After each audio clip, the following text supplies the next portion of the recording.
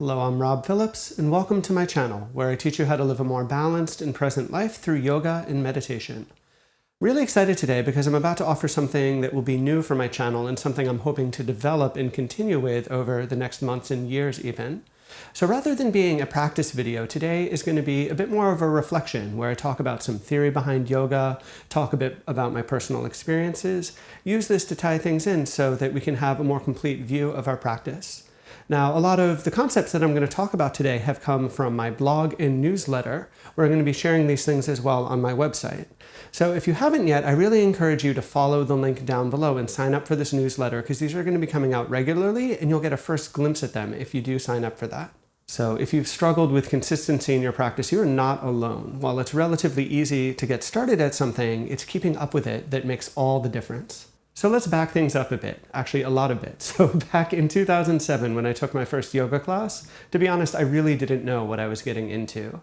So at that time, I was hilariously tight. Like if I picked up my leg, it would have a big bend in it, couldn't touch my toes. Really, all of the things that feel relatively easy for me now were a complete pipe dream. They weren't even a possibility. So fortunately, I was into fitness. I had spent some time lifting weights, I had done some running, but to be honest, I had not been consistent with it. I've never really followed through on a program for any significant length of time. To be honest, I was comically tight, hilariously so really, and I was in just average shape. And so that's how I came up to sign up for a class at my local yoga studio that was called Beginner's Ashtanga. And so looking back on this class, calling this Beginner's Ashtanga was actually a hilarious misnomer. What this class really was the half primary series of Ashtanga yoga. So if you're not familiar with what that is, this is basically the basis from which power yoga comes. So lots and lots of sun salutations, lots and lots of vinyasas, extremely vigorous practice. Certainly easier than doing a full primary, but I think calling this a beginner's class was almost cruel in a way. So some 90 minutes later, after struggling through this 90-minute class, I laid on my mat, drowning in sweat, didn't even know I was supposed to bring a towel. Even though I had struggled through the entire class, even though I was physically exhausted, I felt like a weight had been lifted off of my shoulders. There was a lightness, there was a refreshed quality, something new that I had never really felt before. And I knew that I wanted more. And so that's how I began my yoga journey. I'm not sure what it was about yoga that was different, but I kept coming back to it. I just could not get enough of the practice. And while I stuck with Ashtanga for some time, I soon discovered Yin Yoga, I soon discovered meditation, the practices that I mostly offer here on this channel now. So like so many things in life, my practice evolved. It wasn't the same as where I started, but again, I kept going on with it. And so all of this really came together when I took my first teacher training in 2010. That is how I am here talking to you about this now. Now, having said all of this, to be absolutely clear, it was not always a smooth process. I was not always consistent in my practice. There were many mornings when I talked myself out of it, many mornings when I made an excuse. I can look back on it, and there are many periods when, honestly, I was just doing the bare minimum. I was just kind of skating by with my practice. But here is the key thing. I kept coming back. I kept returning. And that is where the practice really unlocked for me. And so this brings me to one of my favorite quotes, and in fact this quote was the seed that inspired me to make this video and to write my blog post about it. This comes from Japan, it's a very popular one there, and I actually learned this when I was first studying Japanese from a Japanese language teacher who was trying to inspire us.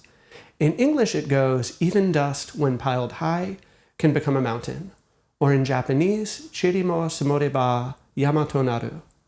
In essence, this is speaking about the importance of each individual moment of our practice, each individual moment of progress on anything that we are working towards as a goal. And so I want to remind you, yes, you who is watching this video, that whether you are new to this practice, whether you've been at it for some time, you can keep coming back to it and you can keep making this progress over the long term. Every day, every moment even, is an opportunity to practice. So don't let those moments slip away. In fact, take advantage of each and every one you can. You could even start a practice right here and right now. So while my first yoga class was a whopping 90 minutes, you don't have to commit to anything quite so large. You can do any of the many short practices on my YouTube. You can even just sit here for a few seconds and notice your breath. The most important thing is that you are coming to your practice.